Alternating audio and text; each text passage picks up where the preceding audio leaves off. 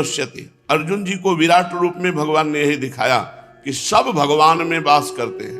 कितना सुंदर है, सब में भगवान वास करते हैं, सब भगवान में वास करते हैं। विराट रूप भगवान में सब वास करते हैं। अणु अणियान महतो महियान, महान से भी महान, इतने महान भगवान हैं कि अनंत ब्रह्मांड भगवान में वास करते हैं। और छोटे इतने हैं कि जो परमाणु है उसमें भी भगवान आराम से शयन कर रहे हैं। चींटी के भी हृदय में आराम से शयन कर रहे हैं। तस्याहम न प्रणश्यामि सच में न प्रणश्यति। जो ऐसा देखता है मैं कभी उसके लिए अदृश्य नहीं रहता और वो मेरे लिए कभी अदृश्य नहीं रहता। तस्याहम न प्रणश्यामि सच में न प्रणश्यति। वो मुझसे दूर नहीं रहता, मैं उससे दूर नहीं रहता।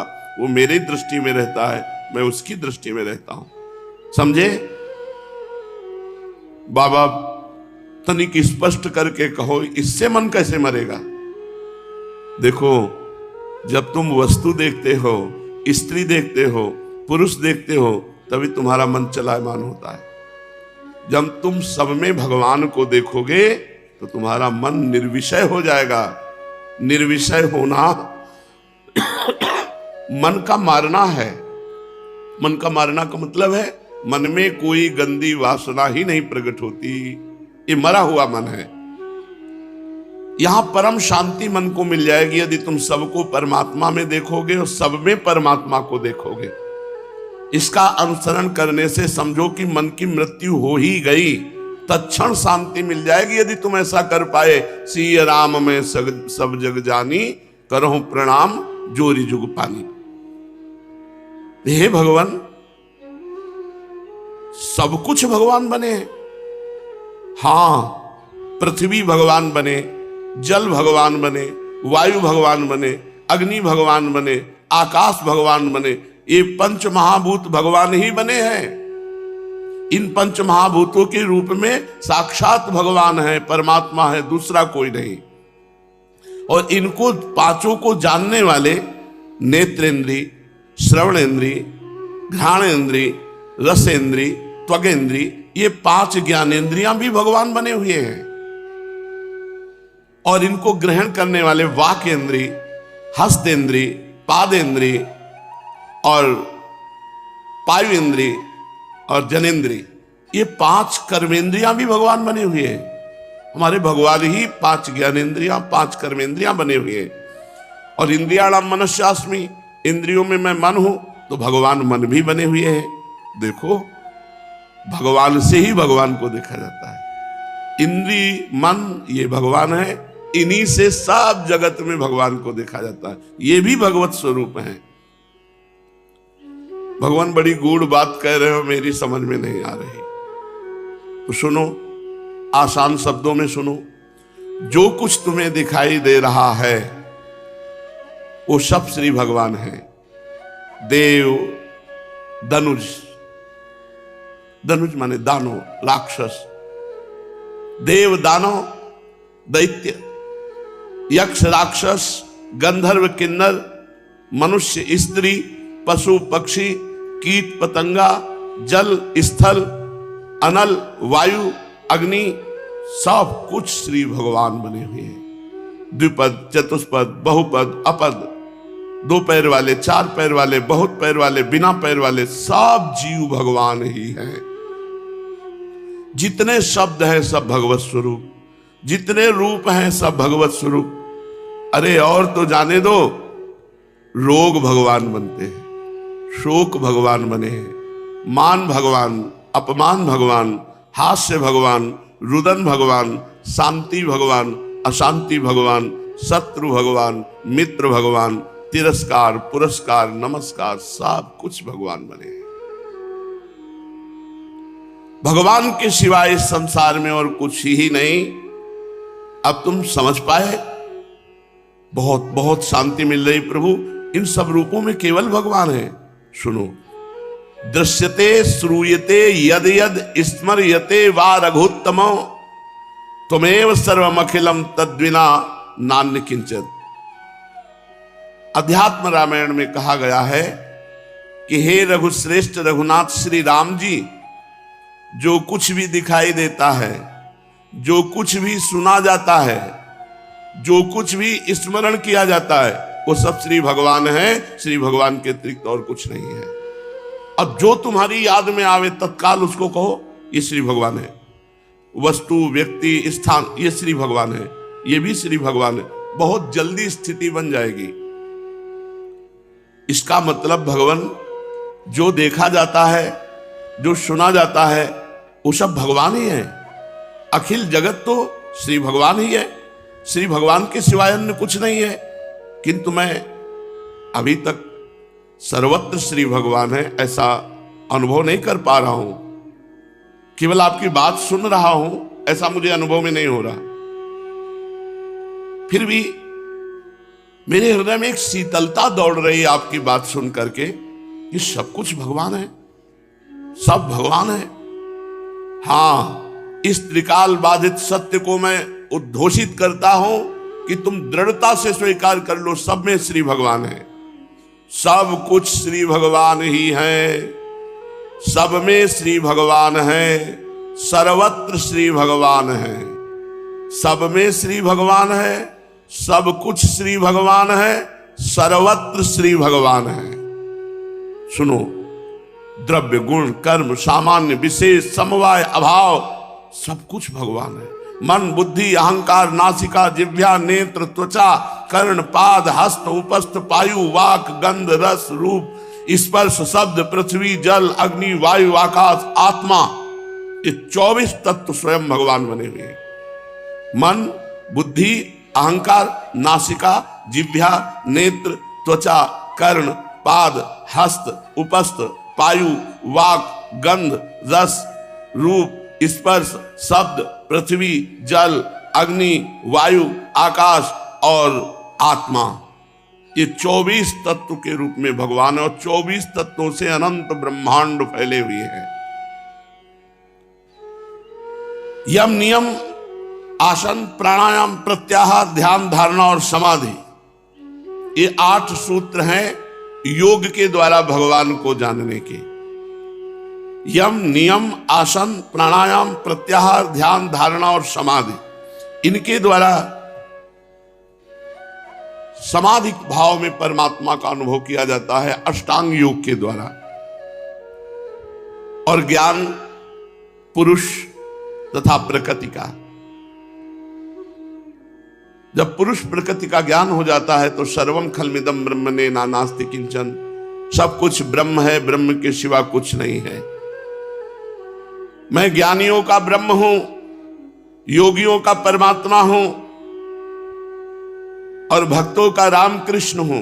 मैं ही राम हूं, मैं ही कृष्ण हूं, मैं ही ब्रह्म हूं, मैं ही परमात्मा हूं। भक्त भी मैं हूं और अभक्त का स्वांग भी मैं ही करता हूं। शक्ति भी मैं हूं और शक्तिमान भी मैं हूं।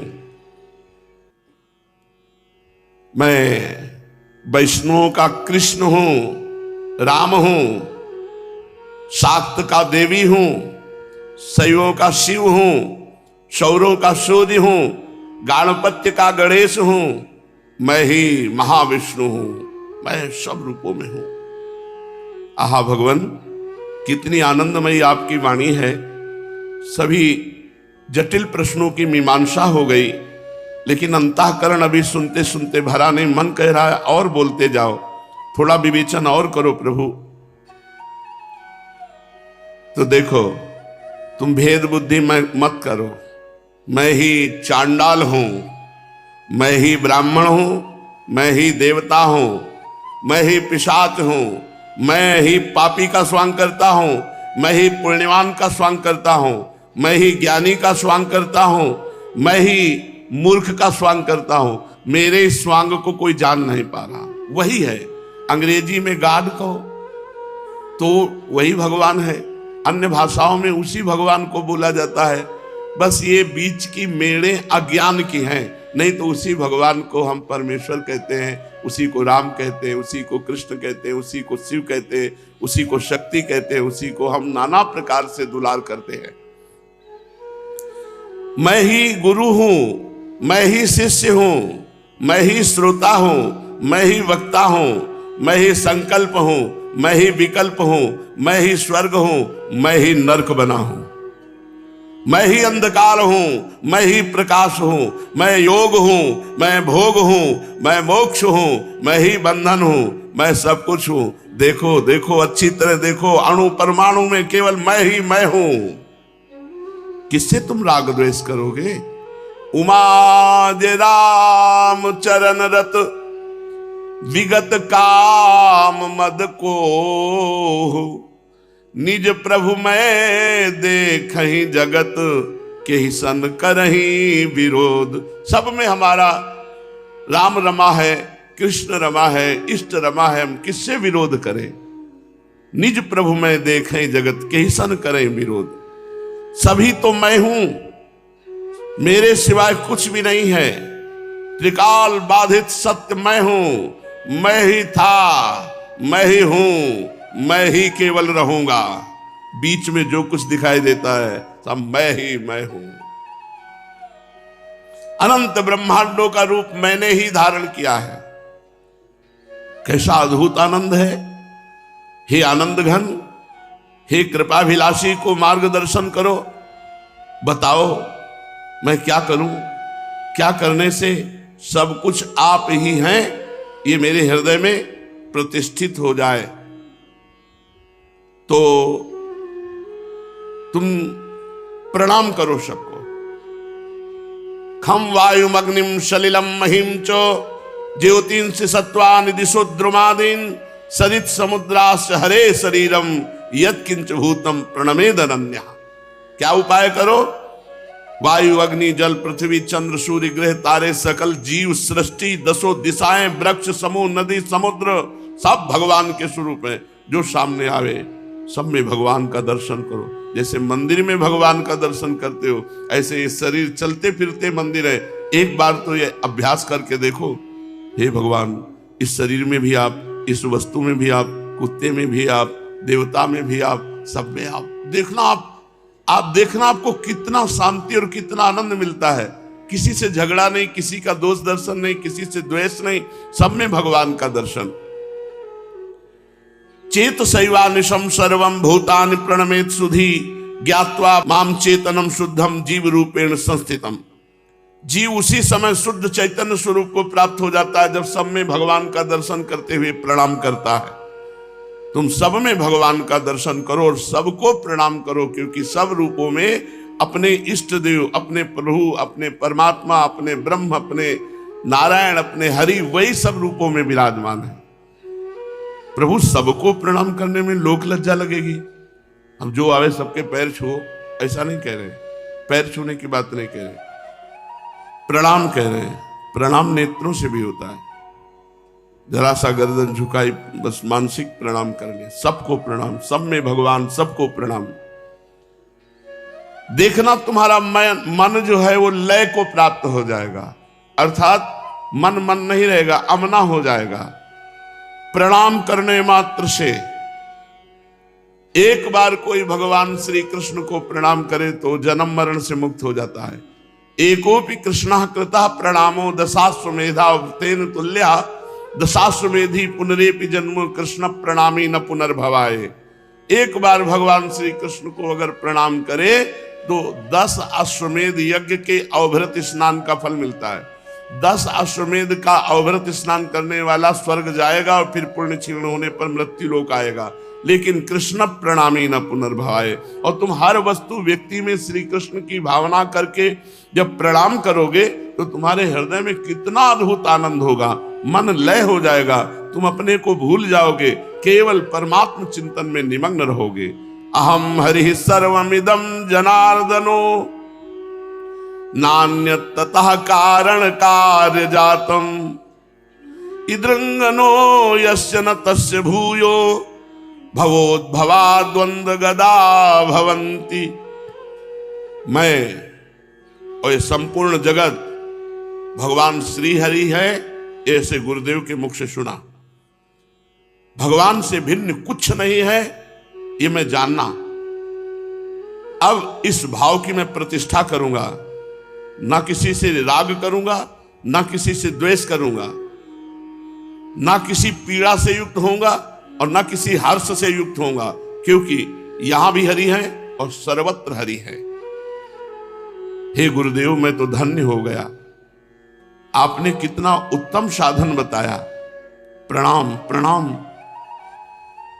सिर्फ प्रणाम, बार बार प्रणाम। प्यारे, एक बात मन में रख लो कि केवल प्रणाम करने से बात नहीं बनेगी, निरंतर तुम्हें नाम जप करना होगा। नाम जप करते हुए प्रणाम, तो आपकी स्थिति आ जाएगी सर्वत्र भगवत दर्शन की। सब में है, सर्वत्र है, सब कुछ है, यही अनुभव हो गया तो आप जीवन मुक्त महापुरुष हो गए। और इस अनुभव के लिए भगवान का निरंतर नाम जप करते हुए, सब में भगवान को देखते हुए प्रणाम करना है। मोक्षदायक भगवान का नाम है। प्रणाम तुम्हारे अहंकार का नाश कर देगा, बात बन गई। अहंकार ही संसार में जन्म मरण का मूल चक्र है। संस्कृति मूल शूल प्रदनाना सकल शोकदायक अभिमाना, बहुत जोर का साधन बता रहे हैं। सबको प्रणाम करो, अहंकार नष्ट हो जाएगा। नाम जप करो, मोक्ष की प्राप्ति हो जाएगी। नाम जप और प्रणाम बहुत जोर का साधन है, अगर पकड़ पाओ। सब में भगवान को देखते हुए मानसिक प्रणाम करो। हर वस्तु, व्यक्ति, स्थान, ये कुत्ता तो दिखाई दे रहा पर इसके हृदय में भी भगवान है। ये पक्षी तो है लेकिन पक्षी रूप में भी भगवान है। ये लाइट तो दिखाई दे रही लेकिन लाइट में भी भगवान ही है। सब कुछ भगवान है, सर्वत्र भगवान है। मत्ता परतरम नान्यत किंचिदस्ति धनंजय, मेरे सिवा हे अर्जुन किंचन मात्र कुछ नहीं, तो सब कुछ भगवान है। तो मैं भगवान में ही हर समय वास कर रहा हूं। माधवनगर नाम का एक छोटा सा गांव यमुना नदी के किनारे बसा था। यहाँ सदियों पहले माधव नाम का एक बालक रहता था, जिसका जन्म साधारण किसान परिवार में हुआ था। उसके माता पिता रामदास और यशोदा सरल और ईश्वर भक्त थे। बचपन से ही माधव का मन खेल कूद से अधिक कृष्ण कथाओं और भजनों में लगता था। उसकी माँ उसे कृष्ण की लीलाएं सुनाया करती थीं, जिससे उसका हृदय कृष्ण प्रेम से भर गया। गांव के किनारे कृष्ण मंदिर में बाबा तुलसीदास रहते थे, जो कृष्ण भक्ति में लीन थे। माधव अक्सर उनके पास जाता और भक्ति का ज्ञान प्राप्त करता। बाबा तुलसीदास ने माधव में भक्ति का गहरा बीज देखा और उसे नाम जप की महिमा सिखाई। जहाँ गांव के अन्य बच्चे खेलते, माधव अक्सर मंदिर में बैठकर हरे कृष्ण मंत्र का जाप करता या भजन गाता। कुछ लोग उसे विचित्र समझते और चिढ़ाते, पर माधव पर इन बातों का कोई प्रभाव नहीं पड़ता था। उसका मन तो बस सांवली सूरत वाले कृष्ण में रमा रहता था। जैसे जैसे माधव बड़ा हुआ, उसकी भक्ति और भी गहरी होती गई। वह मंदिर में फूल और तुलसी अर्पित करता। हर सुबह यमुना में स्नान कर मंदिर जाता। उसके पिता रामदास चाहते थे कि माधव खेती के काम में ध्यान दे, पर माधव का मन हर क्षण कृष्ण स्मरण में रहता। हालांकि वह पिता के आदर में खेत का काम भी करता, हर कार्य को कृष्ण को समर्पित मानता। उसकी माँ यशोदा उसके हृदय की बात समझती और उसके लिए प्रार्थना करती। एक बार गांव में प्रसिद्ध संत स्वामी प्रेमानंद आए। उन्होंने भागवत कथा सुनाई। माधव ने कथा सुनकर कृष्ण की कृपा और भक्तों पर उनके प्रेम को गहराई से समझा। द्रौपदी चीरहरण की कथा सुनकर उसकी आंखों में आंसू आ गए। कथा समाप्त होने पर स्वामी जी ने माधव की भक्ति देखकर उसे आशीर्वाद दिया और कहा कि कृष्ण सच्चे भक्त की पुकार अवश्य सुनते हैं। स्वामी जी के शब्दों से माधव का विश्वास और भी दृढ़ हो गया। उसकी भक्ति अब उसके जीवन का हर पल बन गई। गांव के कुछ युवा अभी भी उसे छेड़ा करते थे, पर माधव चुप रहता। उसके माता पिता ने उसकी शादी गांव की राधा नाम की सुशील कन्या से कर दी। माधव ने पिता का मन रखा, पर उसका मन कृष्ण में ही था। राधा एक अच्छी पत्नी थी और धीरे धीरे माधव की भक्ति से प्रभावित होने लगी। वह भी उसके साथ मंदिर जाने लगी और भजन सुनने लगी। उनका जीवन सादा था, पर भक्ति और संतोष से भरा था। माधव की भक्ति गहरी होती गई। उसने गांव में एक भजन मंडली बनाई। शाम को लोग इकट्ठा होकर भजन गाते। माधव की भावपूर्ण आवाज सबको मंत्रमुग्ध कर देती, परंतु कुछ लोग उसकी भक्ति को समय की बर्बादी मानते थे। गांव का मुखिया, जो अहंकारी था, माधव से ईर्ष्या करता था। एक बार गांव में भयंकर सूखा पड़ा। फसलें सूख गईं। मुखिया ने इसका दोष माधव पर मढ़ा और उसे गांव से निकालने की बात कही। कुछ भोले लोग उसकी बातों में आ गए और माधव के घर के बाहर जमा हो गए। माधव ने शांत होकर समझाया कि सूखा भगवान की मर्जी है और सबको मिलकर प्रार्थना करनी चाहिए। बाबा तुलसीदास ने भी हस्तक्षेप कर माधव का बचाव किया। माधव विचलित नहीं हुआ और अधिक लगन से कृष्ण से प्रार्थना करने लगा। कई दिन बाद भी बारिश नहीं हुई।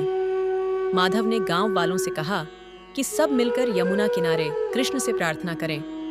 लोगों ने मिलकर हृदय से प्रार्थना की और एक चमत्कार हुआ। अचानक बादल छा गए और मूसलाधार वर्षा हुई। गांव वाले खुशी से भर उठे और उन्हें अपनी गलती का एहसास हुआ। मुखिया ने भी माधव से माफी मांगी। इस घटना से माधव का सम्मान गांव में और बढ़ गया। चुनौतियां यहीं समाप्त नहीं हुई। माधव के पिता बीमार पड़े और उनका निधन हो गया। माधव को गहरा दुख हुआ, पर उसने इसे कृष्ण की इच्छा मानकर स्वीकार किया। उसने पिता की सेवा और अंतिम संस्कार पूरी श्रद्धा से किया। दुख में भी उसकी शांति देखकर गांव वाले हैरान थे। पिता के बाद परिवार की जिम्मेदारी माधव पर आ गई। उसने और राधा ने मिलकर मेहनत की। माधव ने अपनी कमाई का एक हिस्सा मंदिर और गरीबों को दान कर दिया, जिसे देखकर कुछ लोग उसे मूर्ख समझते थे। पर माधव को भौतिक संपत्ति का लालच नहीं था। माधव और राधा को संतान नहीं थी, जिससे वे दुखी रहते। पर माधव इसे भी कृष्ण की इच्छा मानता और राधा को समझाता कि कृष्ण ही उनके असली संतान हैं। एक बार गांव में महामारी फैली। लोग भयभीत थे। माधव और राधा ने निस्वार्थ भाव से बीमारों की सेवा की, अपनी जान की परवाह न करते हुए। उन्होंने लोगों को कृष्ण नाम जपने की प्रेरणा दी। उनकी सेवा और भक्ति से महामारी का प्रकोप कम हुआ और गांव वाले ठीक होने लगे। माधव और राधा स्वयं सुरक्षित रहे। इस घटना ने माधव के प्रति लोगों की श्रद्धा और बढ़ा दी। एक रात चोरों का एक गिरोह गांव पर हमला करने आया। माधव रात में जाप कर रहा था। उसे आहट सुनाई दी। उसने राधा को बाबा तुलसीदास को खबर देने भेजा और स्वयं हरे कृष्ण का जय घोष करते हुए चोरों के सामने खड़ा हो गया। उसकी आवाज सुनकर कुछ गांव वाले जाग गए। चोरों ने हमला किया, पर तभी अचानक सैकड़ों बंदर प्रकट हुए और चोरों पर हमला कर दिया। चोर घबराकर भाग गए। गांव वालों ने इसे कृष्ण की लीला माना और माधव की भक्ति का फल बताया।